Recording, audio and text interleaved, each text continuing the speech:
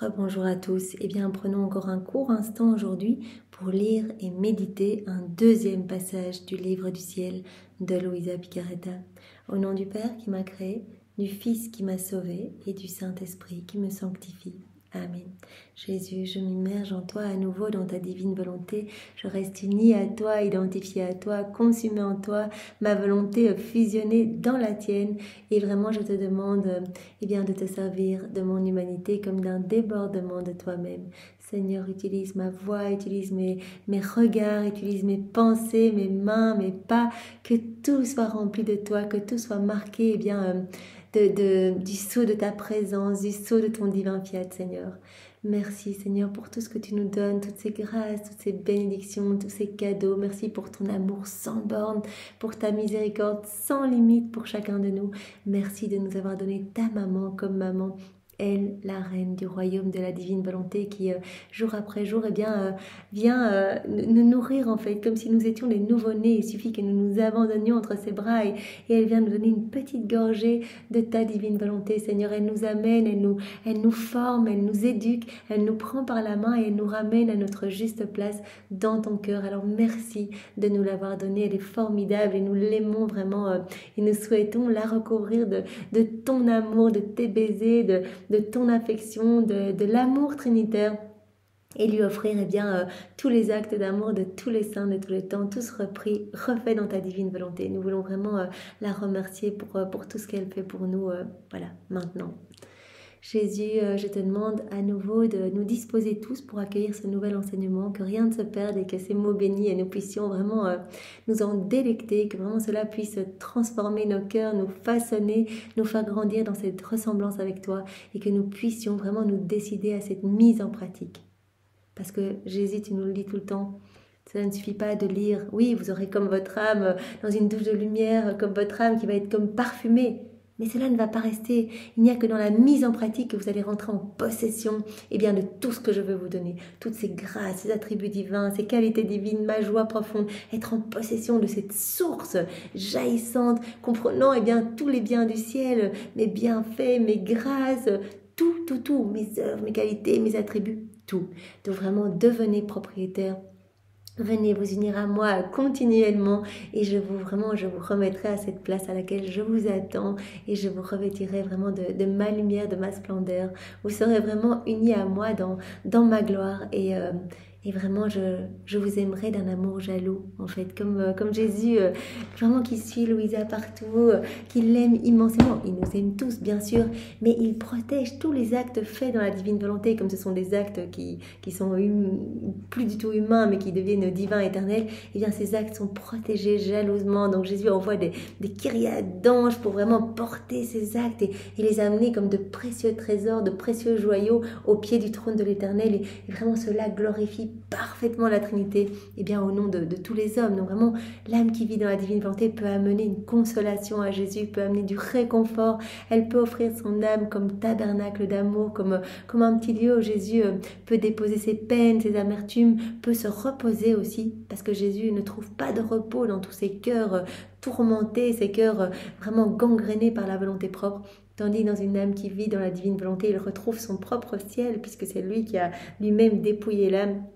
Il se sent bien et comme il crée à chaque fois que l'âme s'unit à lui, il crée quelque chose de nouveau. Il vient se reposer dans ces nouvelles créations. Et donc ça c'est magnifique, Seigneur. Nous te demandons cette grâce. Vraiment, là tu nous as trop mis l'eau à la bouche avec tous ces volumes. On veut vivre dans ta divine volonté. On ne veut rien d'autre. Cela est notre seul souhait. Jusqu'à notre dernier souffle, nous te le demanderons et nous demanderons que ton royaume s'établisse sur la terre. Parce que c'est tellement beau qu'il faut qu'il y ait vraiment...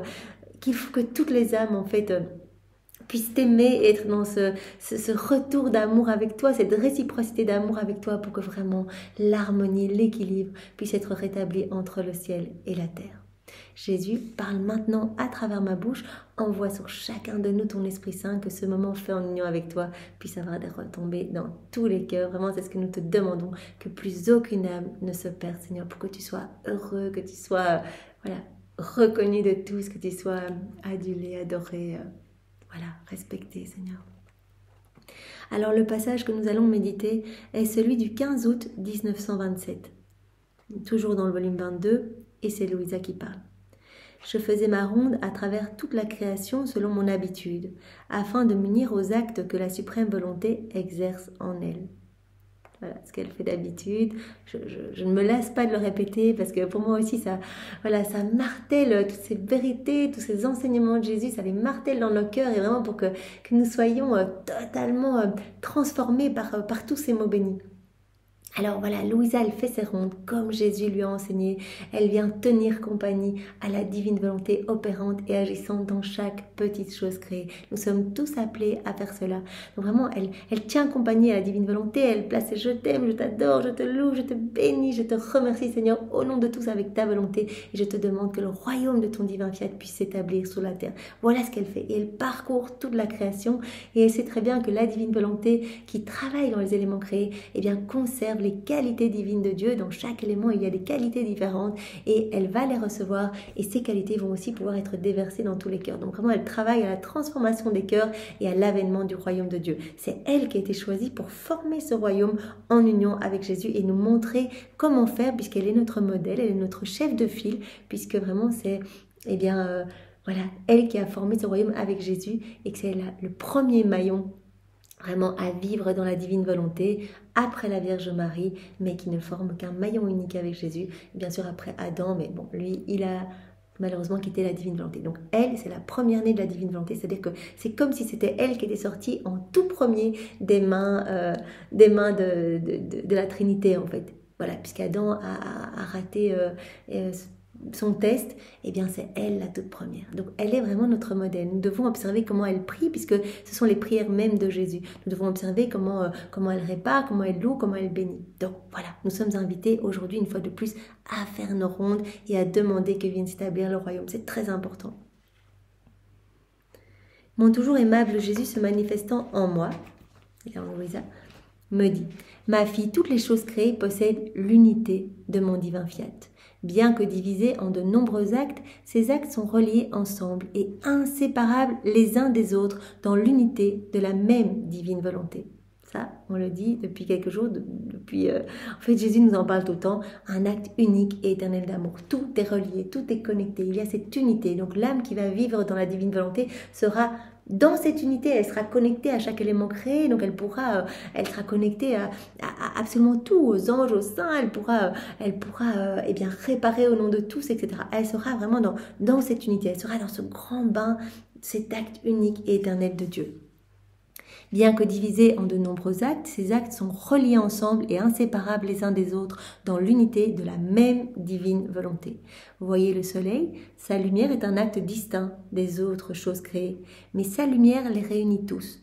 Donc tout est vraiment connecté par la lumière en fait. La lumière revêt la terre et la relie avec sa lumière, et la terre se relie à elle et boit à grande gorgée à la fontaine de lumière, reçoit ses effets, sa chaleur, ses ardents baisers, et forme un acte unique avec le soleil. Jésus prend souvent cette comparaison, c'est pas anodin ici, le soleil, ici que nous voyons, avec le soleil de sa divine volonté. En fait, quand on se plonge dans la divine volonté, on va être connecté par cette lumière divine. En fait, on va être vraiment dans cet acte unique. La lumière revêt l'air et en devient inséparable. Elle revêt l'eau et l'eau plonge dans la lumière et elles s'attachent l'une à l'autre dans leur unité.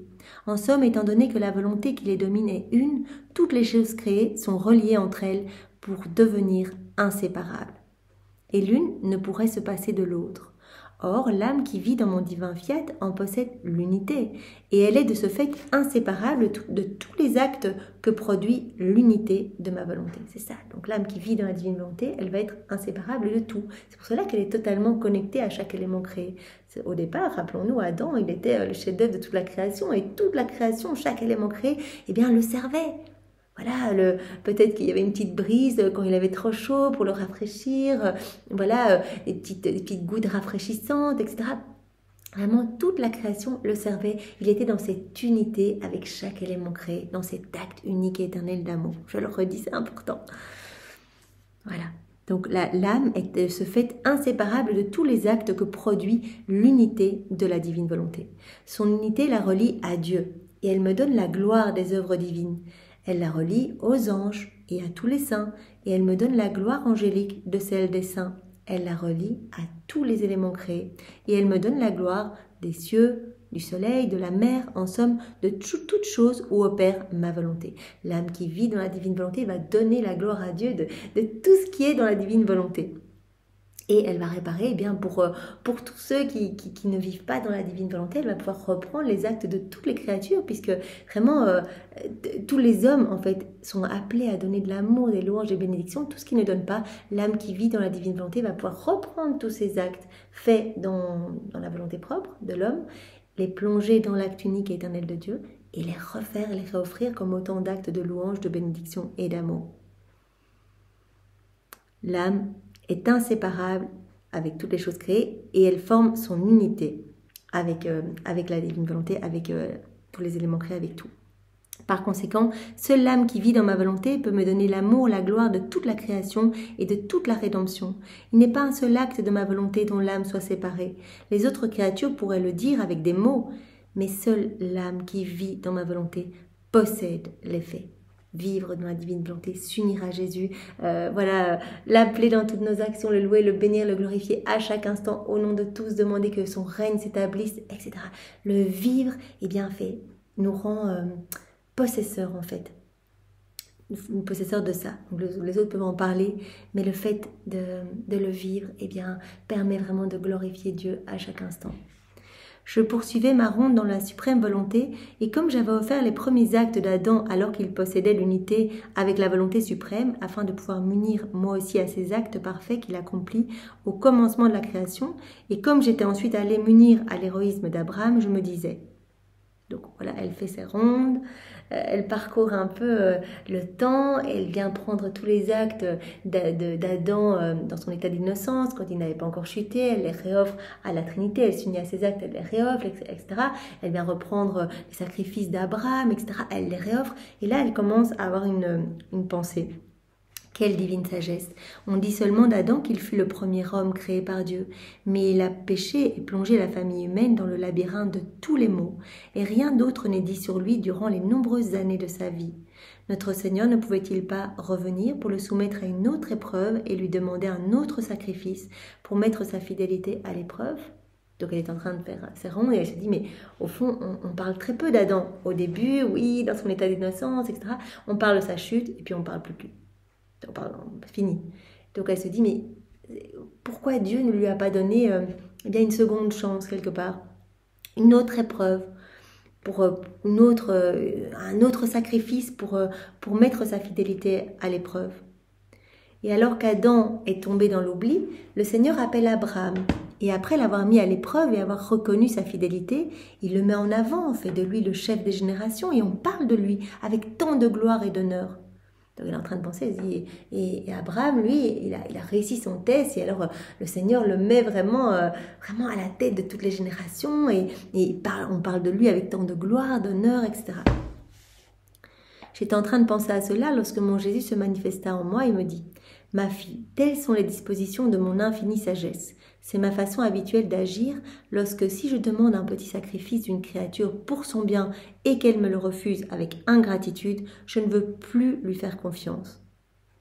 J'abandonne mes desseins de l'élever à de grandes choses et je la laisse telle une créature tombée dans l'oubli que personne ne va désigner du doigt à cause de ses grandes œuvres ou de son héroïsme, que ce soit pour Dieu, pour elle-même ou pour les peuples. » Donc voilà, quand Dieu a un grand projet pour une âme, eh bien, il va la mettre à l'épreuve. Si elle rate cette épreuve avec ingratitude, voilà, qu'elle refuse de témoigner son amour en offrant quelque chose un petit peu de difficile, un petit sacrifice, eh bien Jésus dit, eh bien alors je donnerai cette mission à quelqu'un d'autre. Je ne vais pas revenir, voilà, on a une chance. Et puis voilà, si on ne témoigne pas à Dieu, eh bien qu'on a envie de répondre à sa demande et qu'on tombe en fait, qu'on ne réussit pas ce test, eh bien Jésus dit à ce moment-là, je demanderai à quelqu'un d'autre d'accomplir ce projet. Tu dois alors distinguer ce que je voulais d'Adam, le petit sacrifice de se priver d'un fruit, et il ne me l'a pas accordé. Adam avait tout. Nous devons vraiment nous remettre vraiment en Éden. Adam avait absolument tout. Il avait tous les fruits, il avait toute la création à son service, comme nous venons de le dire. Il était dans cette réciprocité d'amour avec Dieu. Il recevait continuellement des torrents de grâce, de puissance, de beauté, de pureté. Il était comblé, il était dans tous les bonheurs inimaginables, la paix, vraiment, il avait tout. Et il n'a pas voulu faire ce petit sacrifice en gage d'amour et de témoignage d'amour pour Dieu. Comment pouvais-je lui faire confiance et lui demander un plus grand sacrifice? Donc il y a eu ce test pour savoir si on allait lui confier la grande mission, devenir vraiment le chef de toutes les générations. Par contre, je n'ai pas demandé à Abraham de faire le sacrifice d'un fruit, mais j'ai commencé par lui demander de se rendre dans une terre étrangère où il n'était pas né. Et il obéit promptement. J'ai voulu alors lui faire confiance davantage. Donc Abraham, lui, il a accepté, il a été dans une terre étrangère. Et voilà, comme dit Jésus ici, je lui ai prodigué des grâces et je lui ai demandé le sacrifice de son Fils unique, rappelons-nous, qu'il aimait plus que lui-même et il me le sacrifia promptement. Je savais alors qu'il en était capable et que je pouvais lui faire confiance. Donc Jésus cherche, quand les âmes sont choisies pour des grandes missions, à s'assurer vraiment qu'il peut faire confiance pour vraiment confier le projet. Donc Adam, lui, il a chuté, il n'a pas eu de deuxième chance. Et Abraham, lui, il a montré à 2 reprises qu'il était prêt vraiment à être dans cette obéissance parfaite et à offrir le sacrifice même de son fils. Je pouvais tout lui confier parce qu'il m'avait témoigné cet amour. On peut dire de lui qu'il a été le premier réparateur à qui le sceptre du futur Messie a été confié. Et par conséquent, je l'ai élevé à la tête des générations, au plus grand honneur aux yeux de Dieu, ainsi que des siens et des peuples. Donc voilà, nous voyons bien que c'est la façon d'agir de Jésus. Alors nous ne sommes pas appelés à de telles missions comme Adam ou Abraham, mais à notre petite échelle, dans nos petits quotidiens, Jésus va aussi nous mettre à l'épreuve. On demande la divine volonté, très bien, mais est-ce que dans l'épreuve, est-ce que dans les choses plus difficiles, est-ce que dans les calomnies, les jugements, les personnes qui critiquent, qui ne comprennent pas, qui pensent qu'on est dans des sectes ou quelque chose comme ça, est-ce que dans ces moments-là, tu vas continuer ? C'est ça notre test. Est-ce que tu vas continuer à m'aimer? Est-ce que tu vas continuer à lire les écrits du ciel? Est-ce que tu vas essayer de faire ces rondes? Je vais t'aider avec mes grâces, puisque tout est grâce. Jésus l'a dit hier, c'est une grâce extraordinaire que je vais donner à l'âme qui souhaite vivre dans ma divine volonté pour qu'elle soit le regard fixé uniquement sur moi, que ses paroles ne soient qu'à proclamer ma gloire, ma louange, que ses mains ne travaillent que pour moi, que ses pieds ne marchent que vers moi. Il va nous donner toutes ces grâces. Mais est-ce que nous, dans ces petits temps d'épreuve, dans ces petits jugements, dans ces petits obstacles, est-ce qu'on va persévérer? C'est notre test. Nous devons faire un audit de notre vie. Est-ce qu'on a déjà eu ces tests? Est-ce que nous allons les avoir bientôt? Est-ce qu'on va continuer à lui manifester notre amour et qui sera toujours notre numéro 1, notre roi, notre Seigneur, notre tout? Nos yeux ne resteront fixés que sur lui? Ou alors est-ce qu'on...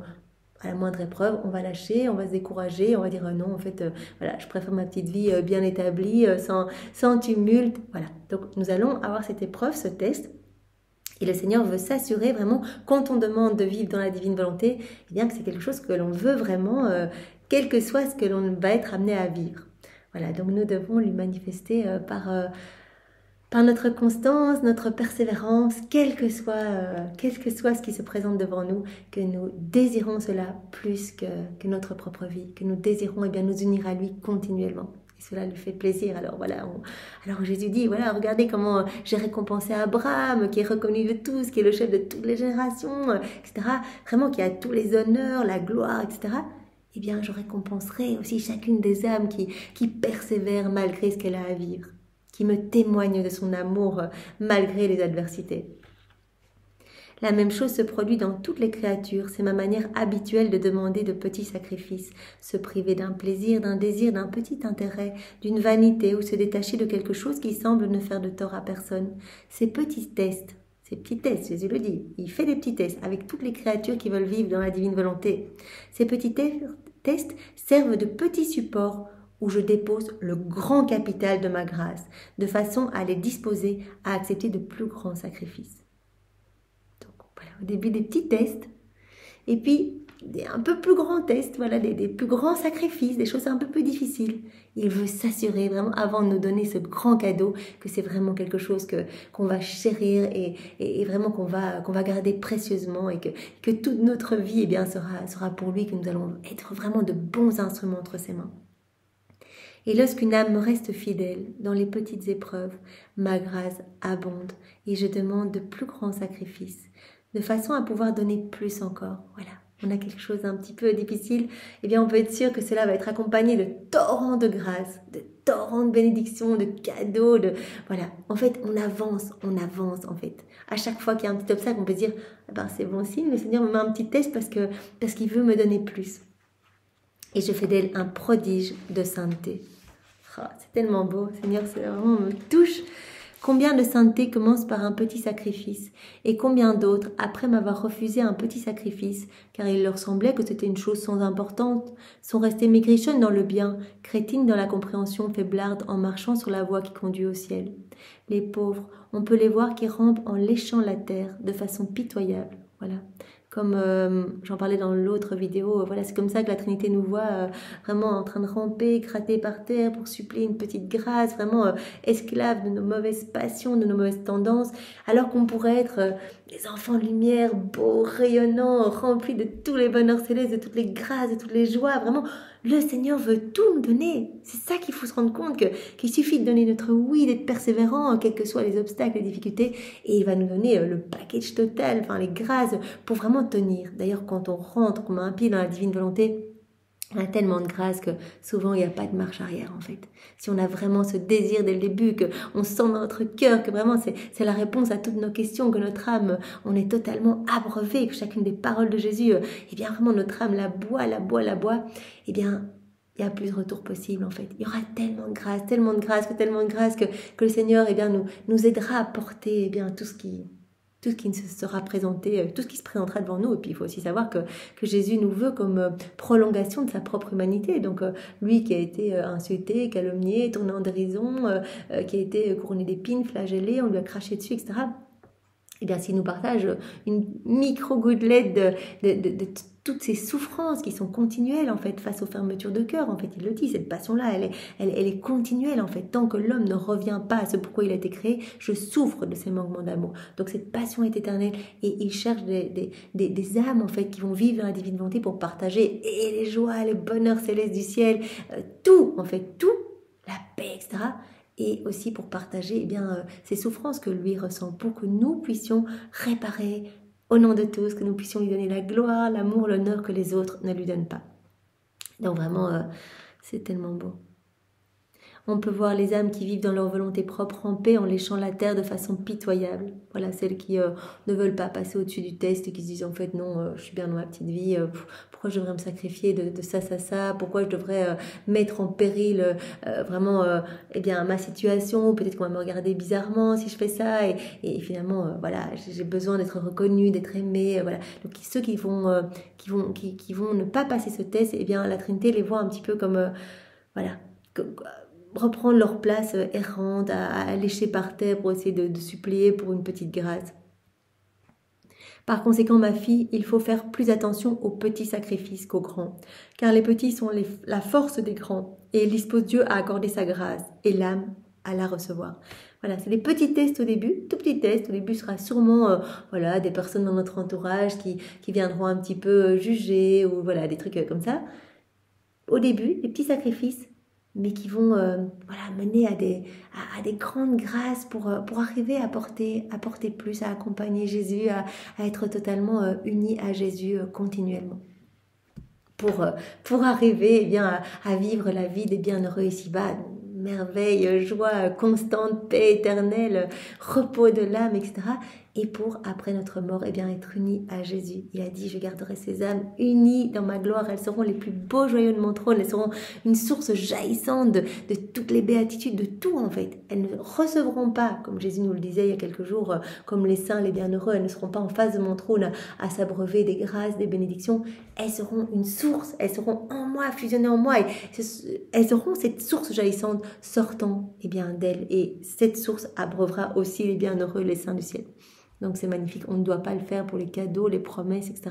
Mais juste pour consoler Jésus, pour être près de lui continuellement, parce que nous l'aimons et parce que c'est notre roi, parce que vraiment nous sentons son amour nous brûler et vraiment nous pouvons apprécier au jour le jour tout ce qu'il nous donne comme cadeau. C'est inimaginable. Tout ce qu'il donne. Franchement, cela vaut la peine de s'arrêter sur sa vie et de se rappeler de tout ce qu'il a donné, même dans les temps plus difficiles, tout ce que l'on a reçu. C'est magnifique. Rappelons-nous aussi que Jésus a dit à Louisa, d'ailleurs il l'a rappelé encore hier dans le passage que nous avons médité ensemble, il vient que quand une âme revient à lui, quand une âme lui donne son oui, quand une âme veut lui faire plaisir, le glorifier, veut que son royaume soit établi ici-bas, eh bien il dit, moi je vais donner à cette âme tous les cadeaux, toutes les grâces, toutes les bénédictions, je vais donner tellement, je vais donner tout ce que j'avais prévu pour les autres âmes qui n'en veulent pas en fait. Tous les cœurs fermés qui disent non, on ne veut pas de ton amour, eh bien Jésus va aller tout déverser dans l'âme qui dit oui. Donc l'âme qui va vivre dans la divine volonté va recevoir les grâces de 1000, 10 000, 100 000, 1 million, un pays entier en fait.